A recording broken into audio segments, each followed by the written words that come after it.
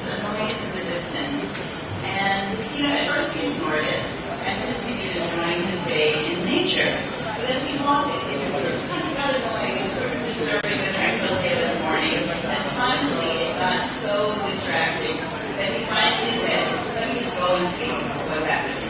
So he starts walking toward the sound. And as he's walking toward the sound, he's walking toward the shore of the river. And there's a man in the water screaming, help, help, I'm drowning, I can't swim. And the man on the shore says, well, I can't swim either, and you don't hear me making a big ruckus like that, do you? And, I think of that story when I think about the debate that's happening in capitals all around the world. People are drowning. People are suffering. People are losing their homes. People are losing their jobs and livelihoods. Not in the short term, but in the long term. But the response they're getting is, what is the ruckus about? What's all the fuss about? I mean, isn't that what we're hearing when civil society is being clamped down on all around the world? Isn't that what's happening when an IMF that has been re-energized with new resources is just bringing back old strategies and approaches that have never worked in the past, and instead of listening to the lessons that we've learned and they've learned, just saying, just be patient. Just give us a little bit more time. It's going to work. Just be patient and be quiet. Isn't that what we're hearing when governments all around the world, not a single person here lives in a country where there's not an effort to balance the budget on the backs of the poor and working people? At the same time, we know something else is true, which brings us to the other story, which is a true story. When I was a teenager, I was on the swim team in Jamaica. And the one thing that my mother didn't allow me to do, she didn't want me diving off of the diving board. She couldn't swim herself, she was afraid of that. So the one time my mother couldn't make swim practice, what did I do? I jumped off the diving board. So I swam for just a brief minute, and I kind of lost my bearings, and I actually started drowning. And, thank God, a friend's father saw me, and he jumped in the water to save me. A drowning person is just struggling, they're so disoriented. And all I remember, and I think it was his voice, but some voice said, stand up. I heard a voice say, stand up. And it turns out that I was just in 4 feet of water. I didn't know it, but I was just in 4 feet of water. And I stood up, and I was fine.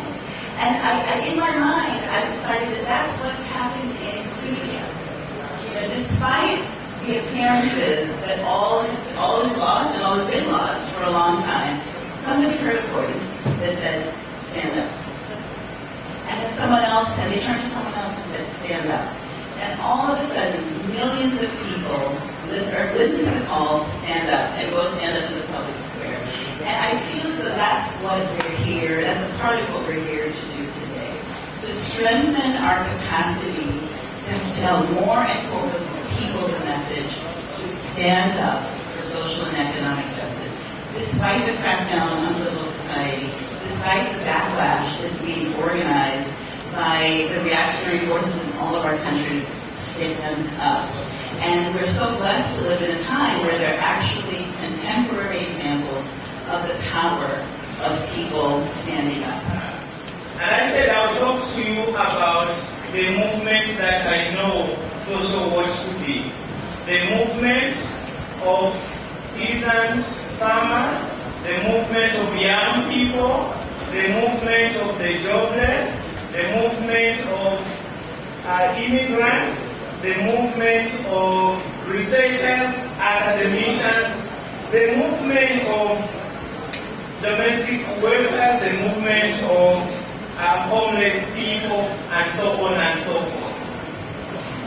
Because we're a movement, we are a dynamic force, a critical mass based on the realities of our people. That is what our movement should be.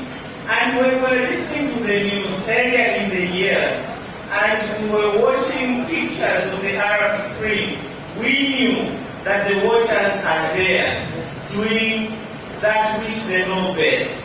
That is to stand up for social justice, And we knew that those young people are young watchers, whether in Tunisia, whether in Egypt, everywhere else in the Arab Spring, social watch is there. Our movement is based on the value system that says wherever we are, whatever we do, if we see the ugly head of social injustice, we'll stand up and get accounted. It doesn't matter where we find ourselves, we'll be there to say no to injustices. And this is what makes us a vibrant social movement. I also want to say that we have come from so far in a changing environment, changing so rapidly that sometimes we don't have a moment to catch our breath. But we have been resolute. We are still here, clear in our minds that we set ourselves to do what we set ourselves to do is correct, and we continue on that path.